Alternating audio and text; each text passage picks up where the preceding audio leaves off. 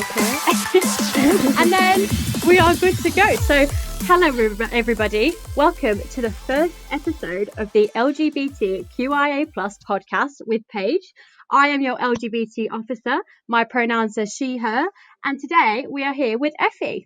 Hi, everyone. My name is Efe. I identify as a non-binary lesbian, and my pronouns are they, he. Thank you for having me here, Paige. Thank you for volunteering, Efe. I'm so grateful to have you here. Before the podcast, Efe and I had a conversation, and they're happy to have a little bit of a conversation about pronouns and why they choose to use the pronouns they do, because I think some of our listeners might find that really interesting. Yeah, I get that.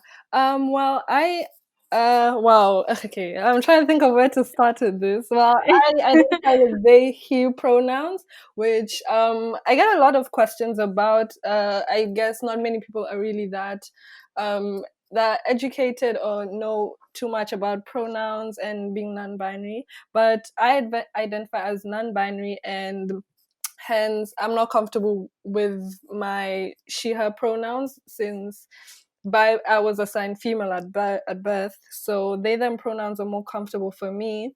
But the reason why I use he pronouns on top of that is because I think I identify more with being more masculine, and I think my pronouns are essentially a way to alienate myself from womanhood, which I really do not identify with. So using they, he is just something that I'm more comfortable with. Yeah. Thank you. That's so insightful, because I know a lot of people, even people within the community, will think, well, if they're non-binary but they're a lesbian, why do Yeah. they use he? And I Mm. because of the way we've been socialized, Yeah. I understand why people think that way. And I think the best way to learn and unlearn these kind of like these, we kind of assume things go together even though they don't Yeah, necessarily, is that's to hear it true. firsthand. Yeah. I So also think that an important thing to note when it comes to pronouns is that pronouns don't always equal to gender, and gender identity and gender expression, because one question that comes up a lot with me using he pronouns as well is, why do I use he pronouns but still present myself as a feminine person? I just like to say that I don't necessarily think that my gender expression or my gender identity has anything to do with my pronouns. If one person is comfortable with using a certain set of pronouns but doesn't um, exactly present themselves with the society norms of gender and stuff like that and the binary, I think it's okay for anyone to use any pronouns they want, because, like I said, I just don't think that pronouns always equal to gender or gender expression. I totally agree. And it's something that you have to unlearn. You have to teach Yeah, yourself, because we grow up and we learn that she and femme belong together and yeah, he and masc belong together. And it's so much more nuanced than that. And it can be complicated and overwhelming on first sight, but it yeah, takes about 2 minutes of listening to somebody before you realize it really isn't that hard at all to understand. yeah, exactly. Yeah. So thank you so much for explaining that, because I know a lot of people will just be like, wow, well, that's cleared a lot of things up for Yeah, me now. yeah, And that's really kind of you to say. We actually jumped in really heavily. My first question was yeah, meant to be really light and really like, how are you doing? And, yeah, yeah. and It's we went straight okay. in like You went gender as a straight in. construct, like Wow, really went straight for it. No, but it's yeah, fine. no. It's important. It's an important thing to talk about. So my first question is, name something that made you happy today.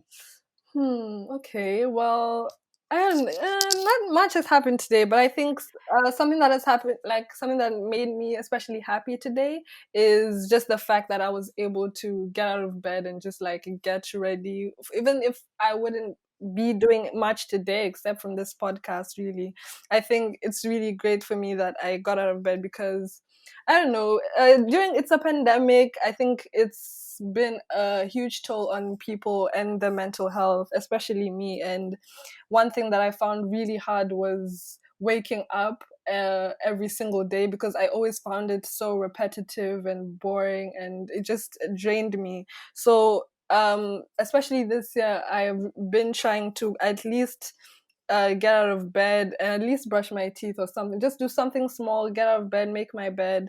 And I think that's something that's really made me happy today. I'm proud of myself. Well, good. Yeah, you should be. I think what you've just said there, a lot of people will resonate with Yeah. because sorry, that's my email popping off.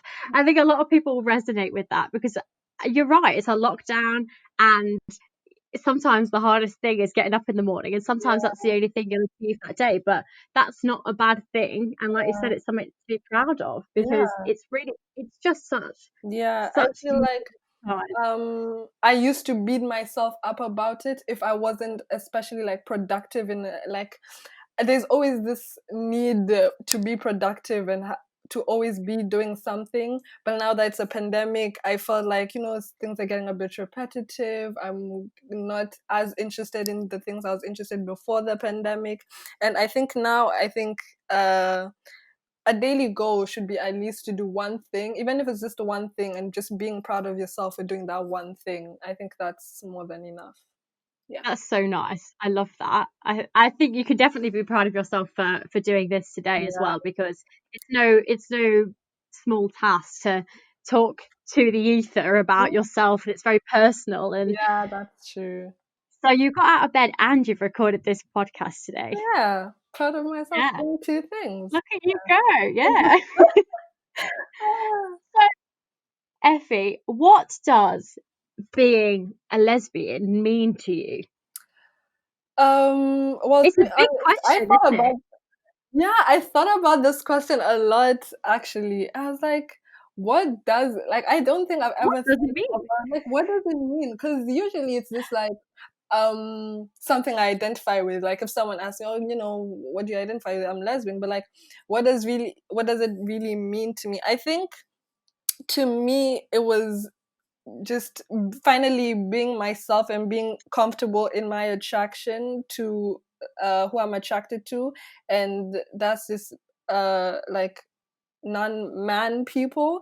And I think it's also about being free of the central tenet of the patriarchy and the the patriarchal norms of serving a man and stuff like that. I think it's Yeah. finally being free and just loving who I want to love and being completely comfortable with that.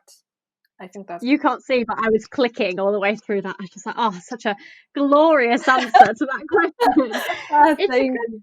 it's so good. It's so like well articulated. It's really nuanced, isn't it? This meaning Yeah, because we put these words on our like genders and our sexualities, and yeah, I think it means something really personal and individual to each person, yeah, doesn't it? that's true. Yeah. So, what is an experience or some experiences you've had as a lesbian that you wish more people knew about? An experience I wish more people knew about being a lesbian. Oh wow. I did think about this for some time actually. I wish more people knew about. I think what I wish more people knew about being a lesbian was, I think there's such a big misconception about, especially with straight women, who always think that somehow dating, women or feminine aligned people is easier than dating men. And this is coming from someone who I used to identify as straight, and then I identified as bisexual. So I have had my share experiences with men.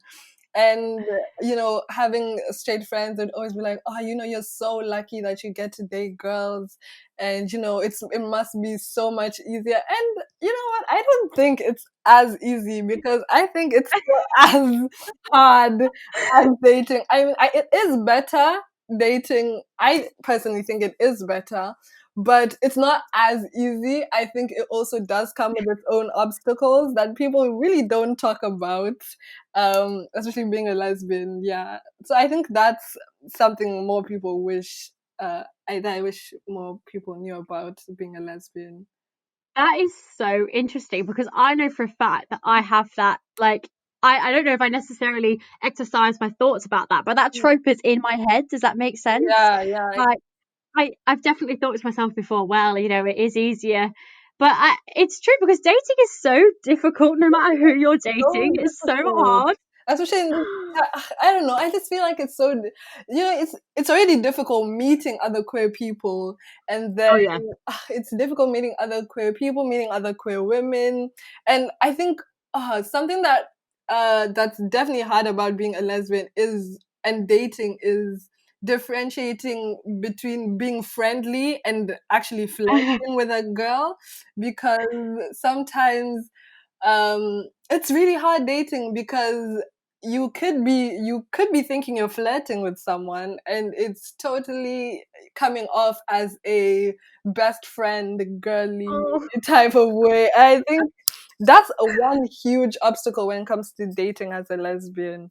The difference between platonic and romantic relationships is also something that's really difficult when it comes to lesbian. I just wish more people, Well, I suppose because I'm sat here and I'm thinking about it, and I'm thinking, well, I guess with dating, with like male and female relationships, or male and female presenting relationships, yeah. they are displayed everywhere. So we, through media and everything we see, we get the difference between like what is a platonic friendship Yeah. and what is flirting and what is romantic. So I Mm, guess if you don't see that everywhere, yeah, it becomes really hard to know, doesn't it? that's so true. Very, very true. Yeah. Yeah. Yeah, I definitely understand that. I've got enough lesbian friends myself that I know that they just, there's so many times you're like, I don't know, I think she's flirting with you, and they're like, no, Yeah. no, I don't think Yeah. so. And it's No, that's so true. And there's always this something else that's completely difficult is no, like you never know if the other person is queer too, because it's a matter yes, of do I just assume they are there any hints that they are, or oh, do I just not make my move because there's absolutely no way they could be queer? So I think that's it's another so hard to know. obstacle. Yeah, it's difficult to know. Yeah, that's so true. And then like, I think that's part of the reason why so many people wear badges, really, because it's just easy that way. It's like, right, Yeah, you've got a badge on, I've got a I've badge got on. badge on. We know that we're Okay, queer, and now we. like, okay. Yeah, it's like it's just saves all that complicated trying to work out if someone's into you or not. Yeah, Totally understand that. I yeah. really do. Like we said, anyway, it's really hard no matter what, but it's even more difficult when you've not seen examples of yourself everywhere, and you're scared of, I mean, you would hope someone wouldn't be offended if you assumed they were gay, Hmm. but some people might be, and that's something you've got to think about, and an Yeah, you have extra to think about that. worry. Yeah, Yeah. that's completely true. It's an extra worry. I wish more people knew about it. Yeah, as an experience. Yeah, that is super interesting, actually. I really think that will make some people sit back and go, oh, I suppose I've had that bias myself, actually. How interesting. Yeah, yeah, that's completely true. Yeah, I agree. So, have you ever been to Pride? Surprisingly, no, actually. No. And So, oh, carry on, sorry. no, it's okay. Sorry, sorry. Carry on, carry on. No, I was only going to ask, if you haven't been, is there a particular reason, or is it just circumstance? Like, okay. Well, okay. I don't. It's quite a long explanation, so I'm gonna try and make it quite simple. But as you could probably tell from my accent that I'm not British, so I'm not from around here. I am Kenyan and South African. I live between both countries. I've lived between both countries my whole life. So some years I'm in Kenya, some years I'm in South Africa. And South Africa does accept LGBT people and does have pride, but I have mostly lived in Kenya, and where being part of the LGBTQ plus community or being a homosexual is punishable by law. So definitely wouldn't have gone to Pride in Kenya. But Absolutely. I Absolutely. I did go to school in South Africa at some point, and but when they did have Pride, I wasn't fully out yet, and I wasn't fully comfortable, or like I just didn't know any other queer people to go with. I wasn't out myself, so I wasn't really comfortable attending. But I do wish I attended Pride. And when I came Bless here you. to the UK, I was super excited. Oh my God, I was super excited about Pride, but COVID happened. I was Oh like, no! so It's yeah, so unfortunate. It's just like it was within your grasp yes, and then just I was taken away. so close. I was so close to finally having my Yeah. Pride experience, but Oh, it's bless fine. you. I can wait. That must have been growing up. That must have been such a dichotomy because you live in one country where who you are is accepted and you can celebrate that, but in another country it's against the law. Against I the law. I don't. That must have been really complicated for you. No, it was very complicated. And while I was in South Africa, as much as it is accepted by law, it's still a very taboo topic, and it's not really widely like it's not really accepted. It's just that the government just said that you cannot be punished by law, but that still doesn't change the opinions of the people there. So as much as it was safe to be out as a homosexual person in South Africa, it wasn't. I don't think it was the safest for me to come out. My school was really accepting of LGBT people, but at the same time, I was in a culture that didn't really accept homosexual people, so I had to like make up my mind, was I ready to come out and celebrate it, or was I just gonna have to wait till I could move somewhere where I could safely. Yeah, that really, I think that highlights as well. Obviously, it's not perfect in the UK, but I think that highlights the kind of privilege LGBTQ plus people do have in the UK Yeah, versus other places. other countries. Because, like you said, we do have these Pride events that happen every year, and of course, there's people who go and don't have nice things to say, and Yeah, we have homophobia still, and it's not we're not perfect, yeah, but we're definitely lucky. I think that's worth noting, really. yeah. Especially coming from like I knew of now that okay, so I went to school in South Africa for about 3 years, till about 2 years ago. Then I moved back to Kenya for about 2 years before coming here.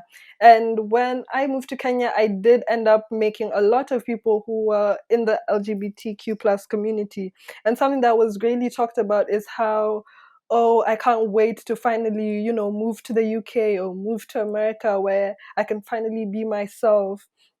And I think coming from a country that LGBTQ, being part of the LGBTQ plus community isn't accepted, we really idolize such countries like the UK and America, but at the same time, no place is perfect. There may still be homophobia in the UK, in America, but I Absolutely. feel like there is a privilege of being LGBTQ plus in such countries at the same time. Absolutely. Yeah, So, sorry, I could ask you all day about this. My last question is, as you've just said, the UK and America, they're yeah, kind of idolized. yeah, So, did when you eventually moved here, yeah. did it meet your expectations? Were you shocked by the attitudes? Were the attitudes better than you thought?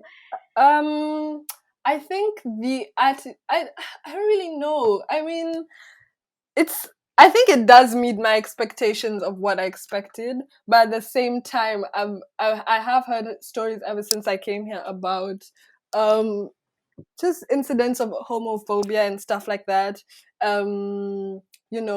They've been like small microaggressions that I've Mhm. encountered, but I don't really know. I think I do feel more comfortable with my identity here than I would back home. And I think that is something. So I guess it did live up to my expectations. Yeah. Well, I'm so glad at least that you're able to feel that way here. I'm glad that you found a space where you can be yourself. Yeah. Um, Really happy. so we'll walk away a little bit from, well, I suppose we can talk heavily still if you like. My other thing I thought we might want to talk about is if you could change absolutely anything in the world right now, with the one rule being not COVID, because I know all of us would change that and that's a Yeah. boring answer. If you could change anything in the world, small, big, somewhere in between, what would it be? Uh, I thought about this a lot. And obviously my first answer would be like COVID. I wish there was no COVID. But Yeah. you did say not COVID.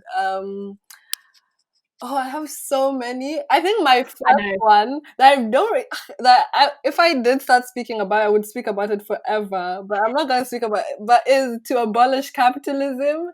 But Hey!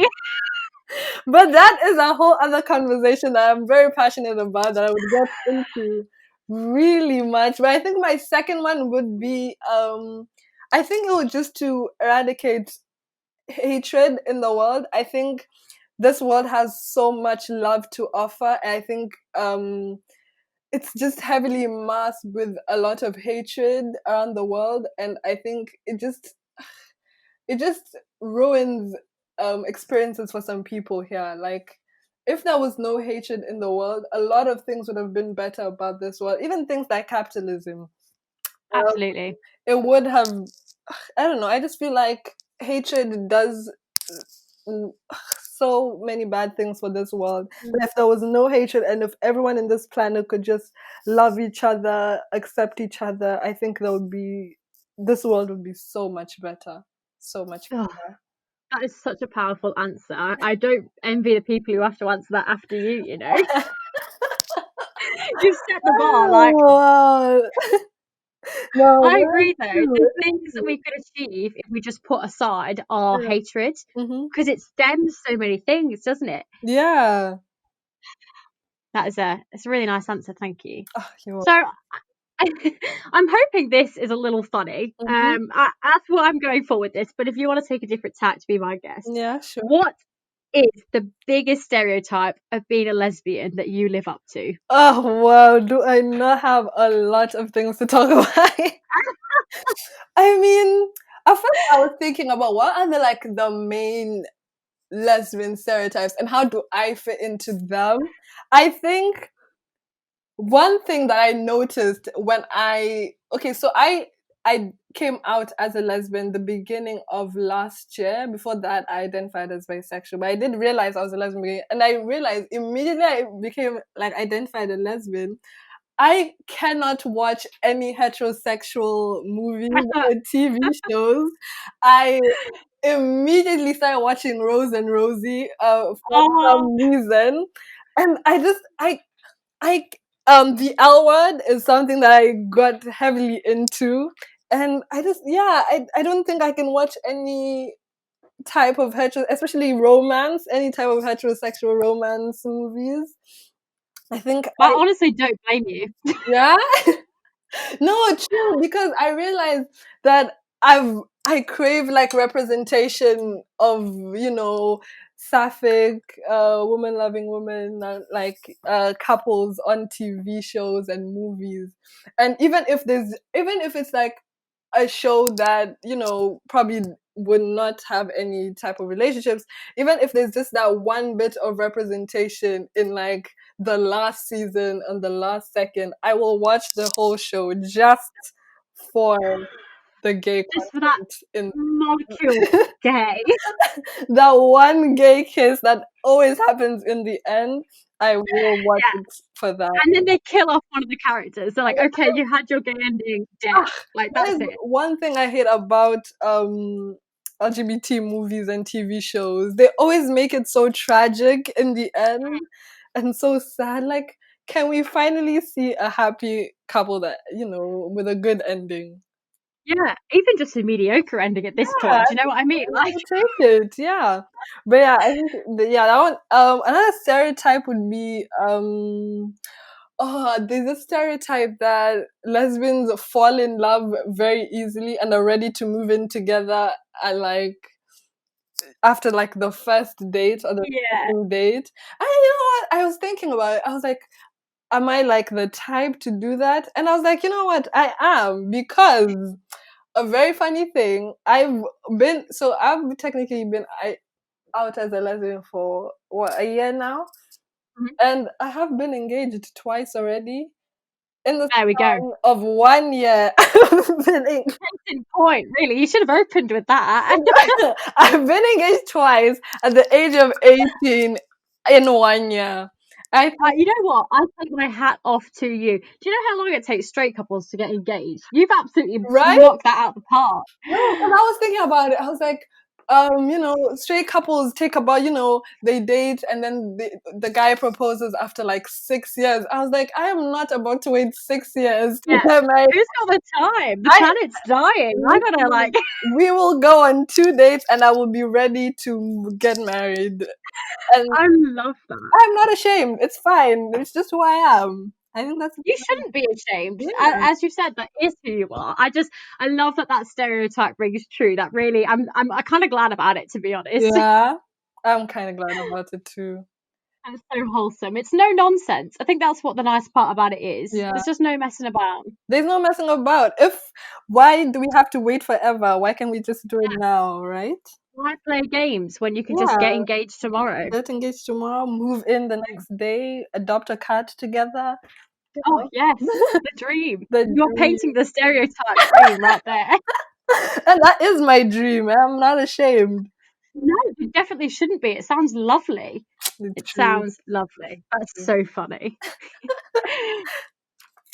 So, for you, what would you say the best part about being a lesbian is? The best part about being a lesbian, I would say my favorite part about being a lesbian is just being comfortable in my own body and like owning my sexuality as it is. Because one thing when I used to be with men and date men was that I was never fully comfortable with my own sexuality. There's always this stigma, around women at that time. Women, uh sleeping with men, like there was just a whole, and I was never fully comfortable with my sexuality or with my body at that stage. I always felt uncomfortable, but being a lesbian, I think it made me appreciate my body, appreciate my sexuality, understand what I need and what I don't need in relationships, even if they're just, even if they're not serious, or if it's a serious relationship. I think I finally understand like my sexuality, how comfortable I am with my body, how I choose to express my sexuality as, as a non-binary person. I think that's something I'm truly grateful for. It's so incredible, isn't it? How identity or identifying with, again, a gender or a sexuality can just change your outlook on life Yeah. And and just change. Go on. no, because one thing I do have other lesbian friends, and we were talking about it, and some of them were also, used to think they were straight or bi, and they were like, when I used to date guys, I, even things when it came to having sex, I was never fully comfortable. I always felt like I was doing it for my boyfriend. I was doing it to make, my boyfriend happy. But I think once they started identifying as lesbian, one thing that happened is you actually realize that, it's your sexuality, you should own it. Don't, express yourself however you want to. No one should ever tell you anything about your body, about your sexuality. Just being yourself. I think that's a really great thing. That is incredible. Yeah. I think we need to get a lesbian cohort and get them to teach all the straight women how to love themselves. Yes, Because from what it sounds like, you've got it, no one's perfect, obviously, but you sound 10 steps ahead of the straights. So yeah, that's true. That's really wholesome. So you have you only been at Aston for a year? Is that what I'm getting at? Well, I'm in my first year, so I started in September. Yeah. Oh, bless your soul! You've just had this rubbish pants year, haven't you? Rubbish, yeah. But you know what? It's fine. I promise you, it is better than this. And Aston, I mean, I'm in my final year now. This is my 4th year at Aston University, and I've loved almost every second of it. And I really hope that you get the opportunity to enjoy it for what it is. So I don't know if you'll struggle to answer this question, but we'll do what we can. What is your favourite thing about being part of the LGBTQ plus community at Aston? I think it's been a really great experience so far. I think one thing that I truly appreciate is finally having a community that, I finally have a community that I can identify with. I feel like, I belong to some sort of community, even if it's just here on campus. I feel that, I'm not alone in my experiences as a member of the LGBTQ plus community. There will always be other students around who are also part of the community who will share the same experiences that I do as being an LGBTQ plus person on campus. It makes me feel like I always have a group and a community of people to rely on when I have issues with being an LGBTQ plus person. And yeah, I think that's my favorite thing about, because I've never had such a community, coming from a country where it's basically illegal to be part of the community, and finally coming here where even at my own university, there's a whole community of people who are welcoming and loving. I think that's my favorite thing about the Aston LGBTQ plus community. Oh, I think you might make me cry. That's so nice.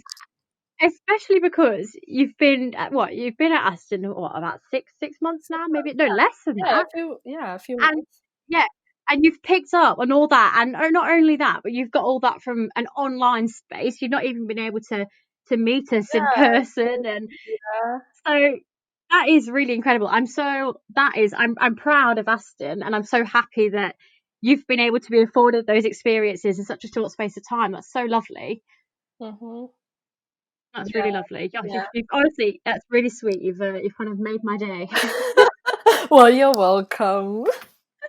No, but yeah, I'm really happy. I'm really happy to finally have a community of people that, I know that share the same experiences with me and go through, some of the same problems that maybe I do. Yeah.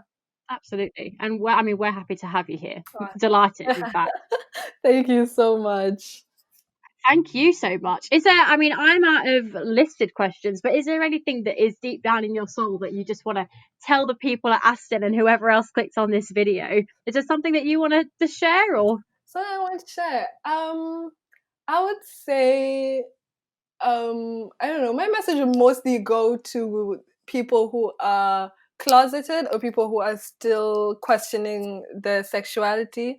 And I don't know, one thing that I was talking about with a friend the other day, and he was telling me how he's confused whether he's gay or bi, and he doesn't know what to do and stuff like that. I think it comes to the same as people who are thinking whether they're lesbian or if they're straight or if they're bi.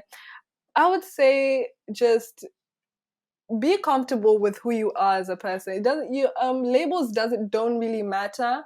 You don't have to be so caught up in labeling yourself. I think it just be like, have fun, enjoy yourself as a person, enjoy your sexuality, be you, and at some point you will figure it out. You'll find out, you'll find out more about yourself the more you experience.